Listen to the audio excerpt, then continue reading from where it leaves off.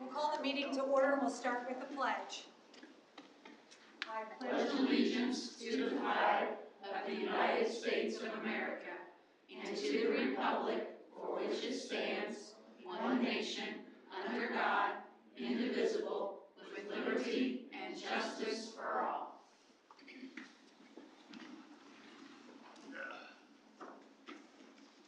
I want to welcome everybody to this evening's board meeting. Remind everyone we are live streaming the board meeting this evening. So we'll also welcome those that are joining us via the live stream. So we'll start with consent agenda items. Do I have a motion to approve consent agenda items? Motion. Motion by Earl. Do I have a second? Second. Second by Pat. Any discussion? All those in favor? 7-0. Next, we'll ask if there's any community member who is here to speak on an item that is on the agenda or any other item. Hearing none, we'll move on. I think we have some visitors. We do. We have the high school choir program with their director, Mr. Brooks. Here it is. Come on in. Who'd like to sing for us this evening? I'm so looking forward to this. Here you go. They come bearing gifts. Oh, Thank you. Happy holidays. Thank you. Thank you. Thanks so much. Thank you.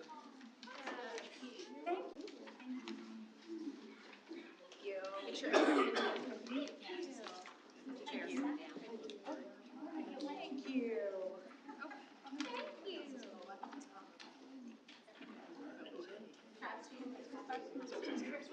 You all will make me happy to see you all come and sway. We have a lot more people. Yeah. Can we? Side to see. Let's come this way. Let's get those curves going out. It's a heck of a view. Squeeze in tight. Needs to be straight across. No, that we love it. And this you will not go.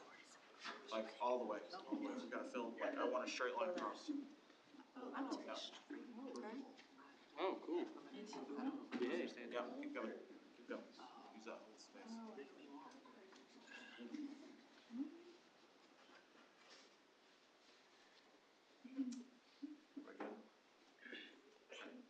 All right, hi. My name's Aaron Brooks. Thank you all so much for having us tonight. We're excited to be here. This performance that we're getting ready to do, I actually picked it out specifically for being here tonight, and then it would just turned out so good that I was like, I can't. So it's the idea, right, that counts. So we're actually going to be performing this at our concert too, but you guys did the first performance of it. So, yeah. This piece is very difficult. It is something that even college choirs struggle with, and I think that you're going to find that our kids have pulled it off beautifully. So our concert is on Tuesday next week, and everyone's invited. It is going to be a night filled with beautiful music and beautiful voices, and it's going to be a great experience. I am very happy that I chose to be part of the family here at Jennings County. I truly believe that we have the best talent, and I'm not just saying that. And so I appreciate you all for allowing me to be here. I will say originally I said no. But, you know, Mr. Roller is one of the best salesmen out there. All right, so without further ado, this is A Touch of Class and Concert Choir, both. They will be performing Glow by Eric Whitaker. Our pianist had to go to the band concert, so I'm sorry that she was not there.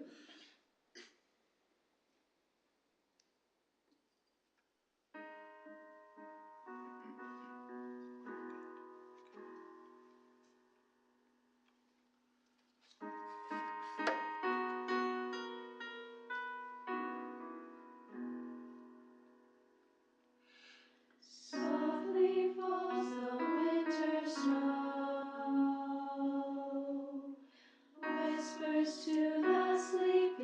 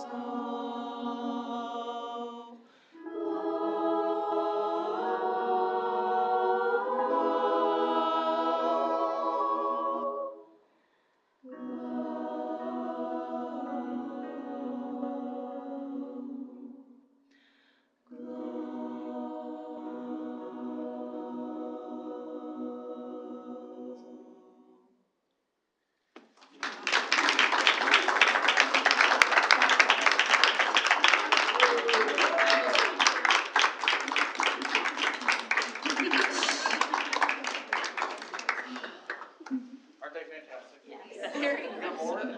That's all we got for you. It was the one song, trust me, it was a lot. So, all right. Thank you all so much for having us. Thank you. Thank you. Thank you. great job. Thank you for Oh my goodness, that was gorgeous. It gave me goosebumps while I was listening to you. Gorgeous. Great job.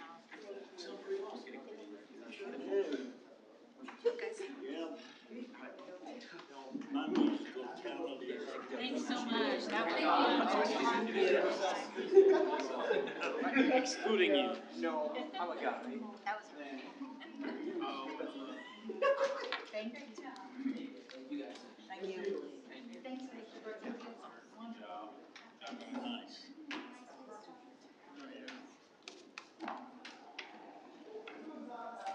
So that was fantastic. So, yeah, thank you for arranging that. I was saying as I was walking down the hall, I was alumni, touch of class, concert choir. Of course, Joel. I mean, I think most of you know that Joel is a music major and touch of class, and the foundation that we laid here in Jennings County had a lot to do with his decision to do that. So that was great. You did a great job. Yeah. Just a reminder for those online and those in the room, again, the concert is Tuesday, he said, 7 o'clock. So make sure that you head out and support the choir and the music program at the high school. So, yeah, fantastic. All right, so we'll move down under old business. We have some programs. Yes, I'm just asking for approval for the James County High School new course additions that were the inform at the last meeting. Okay. Entertain a motion to approve. I have a motion by Marilyn. A second? Second. Second by Cheryl. Any discussion?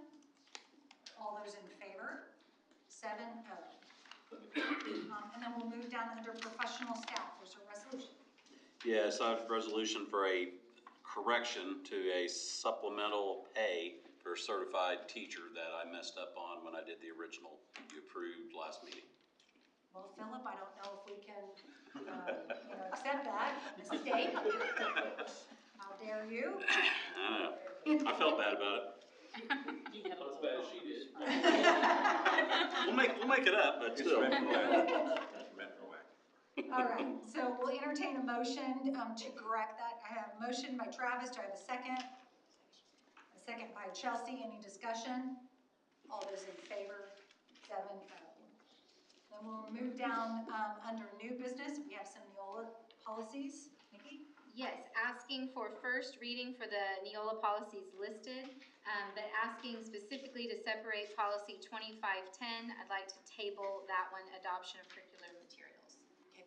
So these are first reading policies, so we'll there will be no action taken on the first reading items, but we do need a motion for Neola policy 2510 to table that.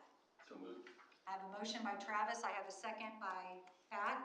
Thank you. Any discussion? All those in favor? 7-0. And we'll go down to programs.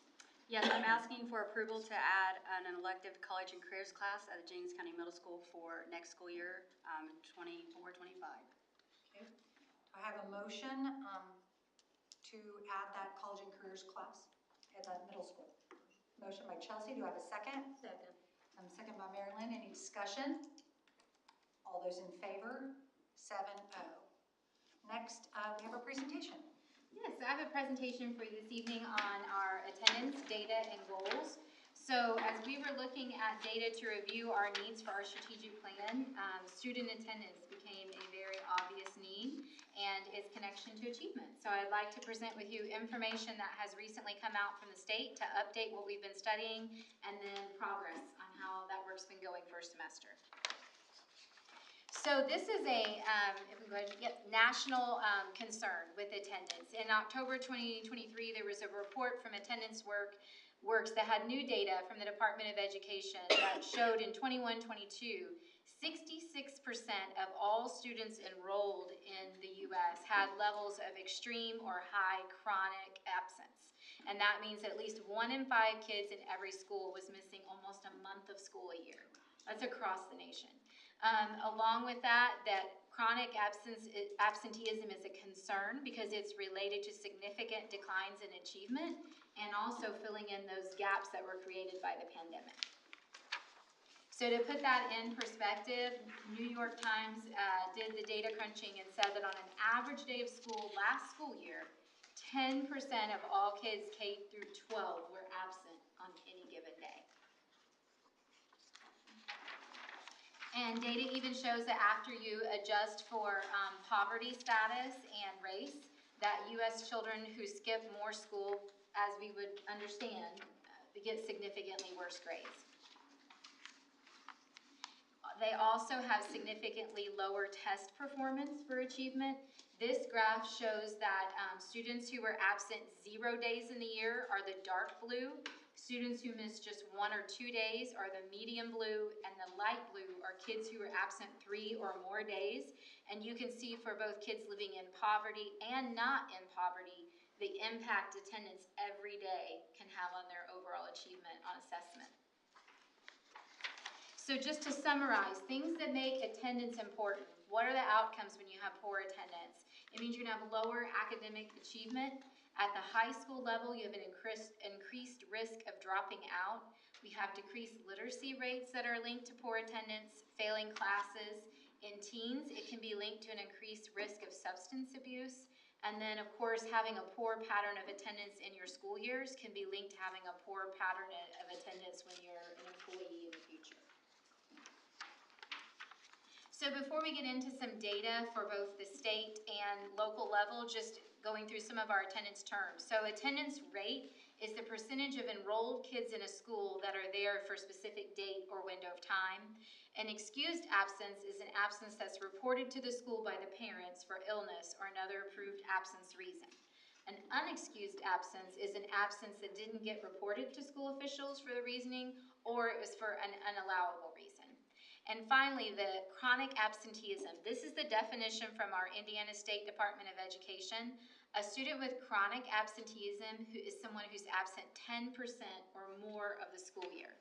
So in Indiana, it's a 180-day required year, so that's equivalent to 18 or more days. The tricky thing on chronic absenteeism is that counts whether those are excused or unexcused. So even if a student had doctor's notes for 18 days, as far as the state is concerned, they count towards our data for a chronic absenteeism student. So what does that look like in Indiana? This is data from the State Board of Ed showing the rates of chronic absenteeism in the state over the last 5 years. You can see that spike in the middle that came along with COVID, and that it has not returned to baseline since then. And what that looks like specifically is these numbers broken down by the number of schools in Indiana. So we have over 1,000 schools in the state that in their student population, 1 in 10 of their kids are chronically absent. 547 that in their population, 1 in 4 students are chronically absent. 270 schools have 1 in 3 of their kids chronically absent from school. That means they missed about a month of school in the year, at the minimum. And then 84 schools in the state have 50% of their kids, or 1 in 2 of their kids, are chronically absent. What that looks like by grade level, although chronic absenteeism has increased since the pandemic, these are trends that we saw before the pandemic, and that is that usually our kindergarten students and first grade students have some of the highest rates of chronic absenteeism. That rate tends to go down through lower elementary and then begin rising again in middle school and continue increasing throughout high school, with our seniors having the highest rates. Then it also shows that students living in poverty also usually have higher rates of chronic absenteeism, many times due to the barriers that they face that might be different than their peers in attending school. So that is the state data, and now I'd like to show you how our data actually comes in for Jennings County Schools. So 2 years ago, and this was part of our comprehensive needs assessment that we did in connection to our strategic planning, we had chronic absenteeism rates that IYI data that's done on a state level identified us in one of the 10 highest chronic absentee corporations in the state. So we came in with just over 23% of our students being chronically absent.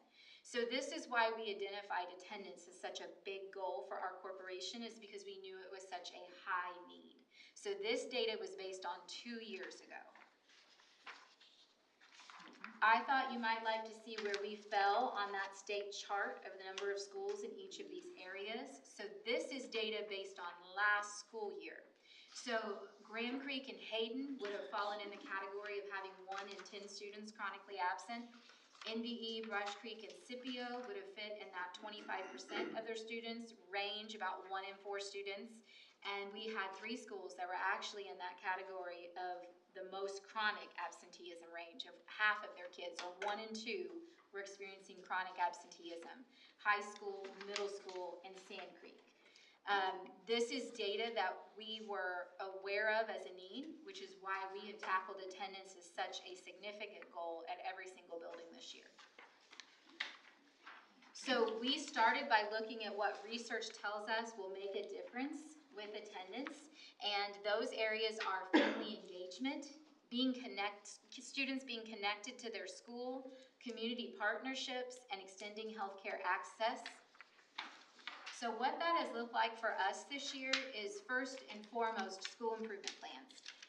Every school had focused planning and efforts that began in spring last year and lasted until the first day of school, that involved all staff members in creating a school improvement plan that focused on how do we get out information and what do we set our goals for to improve attendance, what kind of incentives can we create to help incentivize student attendance at school, how are we going to progress monitor this data so we can be sure we're making active improvements, and then I would argue most importantly, parent communication.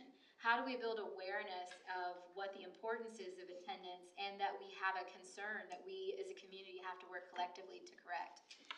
Community awareness includes an awareness campaign for families and community members, and advocating with employers to be our partners to talk about what the importance of being a good attender can mean.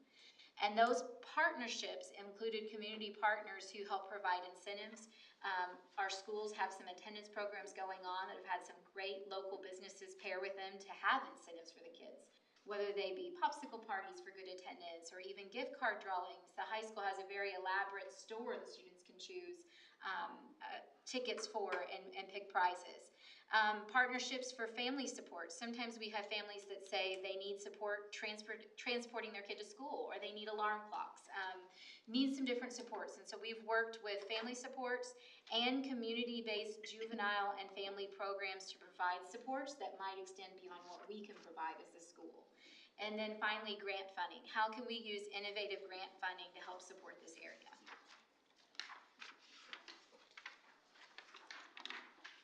So some examples, and I have to say these are extensively more than this, and each school will be sharing those with you on Monday at the work session, what they've been doing.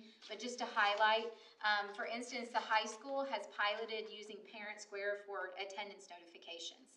So if a student is absent at midday, the parent receives a notification and can respond directly about why they are absent.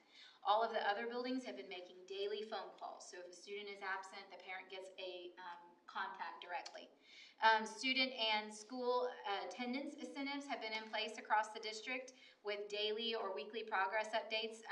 We have buildings where every day they're saying at the end of the day what our attendance rate was and can we do better tomorrow, let's keep it on track.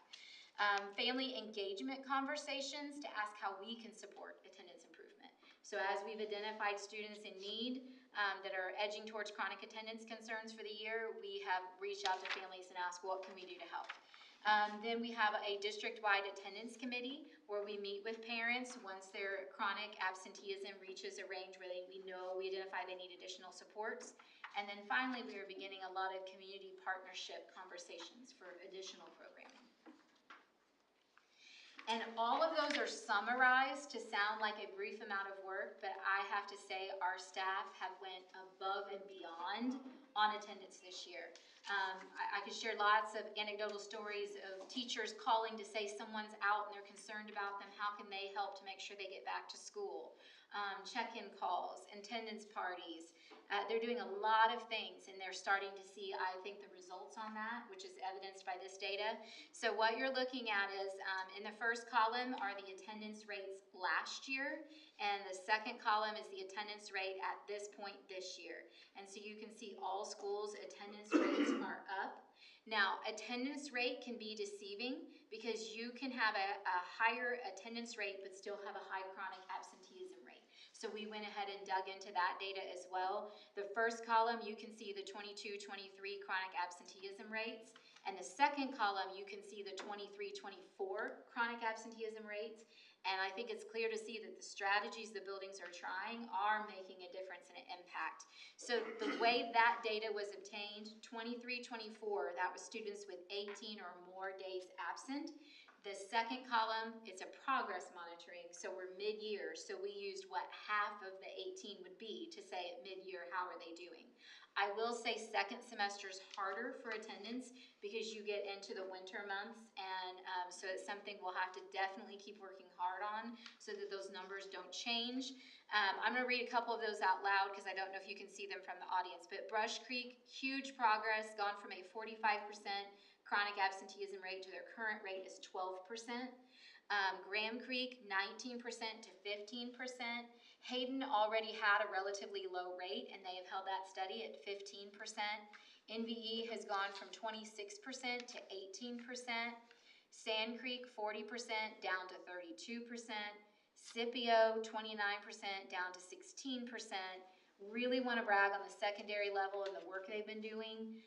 The middle school have gone from 53% down to 32% of students, and the high school has gone from 45% to 27% of students. The exciting thing here is we're getting kids at school so they can learn, which we know is linked to student achievement. So I think there's a lot of data from attendance that we'll continue to see as we go forward. We have reports set up on these metrics, so I'll be able to run these again at the end of third 9 weeks and at the end of the year for comparable data. The last slide just has the sources from the facts, if anybody was interested. It's just an update. I just wanted to share some of the hard work they've been doing and that it is making a difference and making an impact on our attendance rates.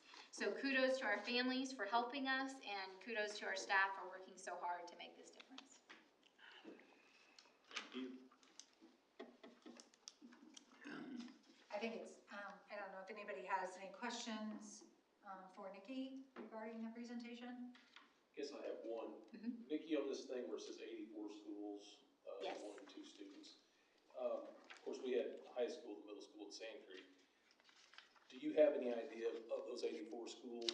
I assume a lot of them were high schools and middle schools anyway. I mean, is that because of the age? I do not have that list. I could reach out and ask, but yes, secondary attendance, like you saw in that graph, how it depended by age.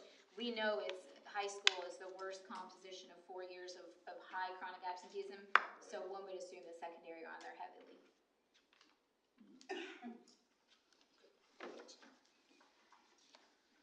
I just want to thank you for this work because it's easily understood and recognize the problem, and we apparently made a big jump. And that is kudos to staff because you do not make attendance change by a one-time conversation. Attendance changes by making a phone call every single day and following up every single day. And so this represents a lot of work of teachers and office staff and everyone in the school to help kids attend. I think it was important sharing because obviously some schools have had done better with attendance in the past, and they were able to share with other people whereby working together made a difference. 45 to 12 is huge. Amazing. Lord. Amazing. Awesome. It is great. And I think the partnerships, right? We can't, as a school corporation, we cannot do this on our own. On the one slide, it has family engagement as number 1, school connectedness is number 2, community partnerships. That's critical. So it truly does, take a team. So thank you for sharing that. Any additional discussion on that presentation? If not, we'll move down under Science of Reading grant. Yes, I'm asking for approval of a Science of Reading competitive competitive grant. We received $270,000. This will go towards reading materials, teacher training, and staff stipends for training, especially our primary K through 3 grade, to help with science reading, obviously. A motion to accept that grant? Motion. I have a motion by Earl, I have a second by Pat. Any discussion? 207,000, fantastic. It's exciting. Yeah, that's very It's really exciting. Great. Any additional discussion or comments? Hearing none, all those in favor?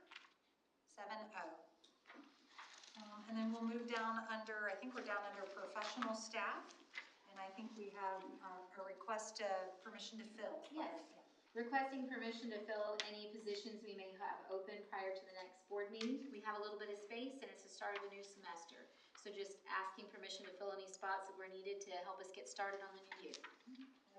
Motion by Travis, do I have a second? Second. Second by Cheryl, any discussion? All those in favor? 7-0.